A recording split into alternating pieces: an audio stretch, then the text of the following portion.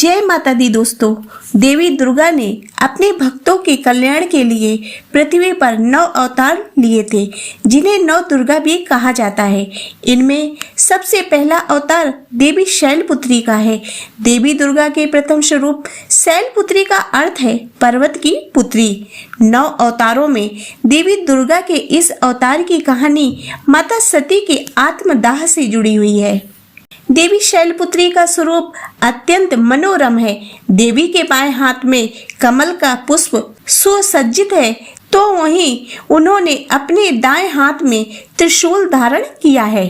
देवी शैलपुत्री का वाहन वृषभ यानी बैल है, इसीलिए उन्हें वृषारूढ़ा भी कहा जाता है। पुराणों में कथा के अनुसार प्रजापति दक्ष अपने दामाद भगवान शिव के प्रति अत्यंत क्रोध और ईर्ष्या का भाव रखते थे। सभी देवताओं को महादेव की ऐसी हालत देखकर अत्यंत चिंता होने लगी, लेकिन दैत्यों को महादेव की दशा पर बहुत आनंद आ रहा था और उन्होंने मौके का फायदा उठाते हुए स्वर्ग लोक में उपद्रव मचाना शुरू कर दिया था। तब सभी देवताओं ने त्रस्त होकर आदि शक्ति का ध्यान किया और उनसे देवगणों की रक्षा करने की प्रार्थना की। देवी आदिशक्ति ने तब सभी देवताओं को ये कहते हुए आश्वस्त किया कि वह बहुत जल्द राजा हिमवान के घर कन्या रूप में जन्म लेगी। दूसरी तरफ पर्वतराज हिमालय और उनकी पत्नी मैनावती की कोई भी संतान नहीं थी, इसीलिए उन दोनों ने भी आदि शक्ति की आराधना करते हुए उनसे संतान प्राप्ति का वर मांगा। पर्वतराज और उनकी पत्नी की तपस्या से प्रसन्न होकर आदि शक्ति ने उन्हें यह आशीर्वाद दिया कि वह स्वयं उनके घर पुत्री के रूप में जन्म लेगी। कालांतर में जब देवी ने हिमालय के घर पुत्री रूप में जन्म लिया, तो पर्वत की पुत्री होने के कारण इनका नाम पार्वती, शैलपुत्री और गिरजा पड़ा।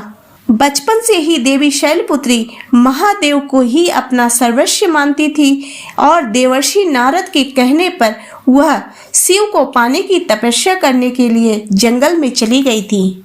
उस वक्त कोई भी देवी शैलपुत्री को उनकी तपस्या से विचलित नहीं कर पा रहा था। तब स्वयं महादेव ने उनके प्रेम की परीक्षा लेने के लिए सप्त ऋषियों को शैलपुत्री के पास भेजा। सप्त ऋषियों ने वहां जाकर महादेव के बारे में बहुत बुरा भला कहा कि वे तो अघोरी हैं, जटाधारी हैं इत्यादि, लेकिन शैलपुत्री पर इन बातों का कोई प्रभाव नहीं पड़ा और वह अपनी तपस्या में ही लीन रही। उनकी ऐसी अडिग भक्ति और प्रेम को देखकर सप्त ऋषि बहुत प्रसन्न हुए और उन्होंने कैलाश आकर सारा वृत्तांत महादेव को सुनाया। इसके बाद महादेव ने देवी को अपनी पत्नी के रूप में स्वीकार करने का निश्चय कर लिया और सप्त ऋषियों ने उनके विवाह का शुभ लग्न तय कर दिया। तो दोस्तों, आशा करती हूँ कि आपको ये वीडियो पसंद आई होगी। यदि ये वीडियो पसंद आई हो तो इसे लाइक करें तथा चैनल को सब्सक्राइब करें।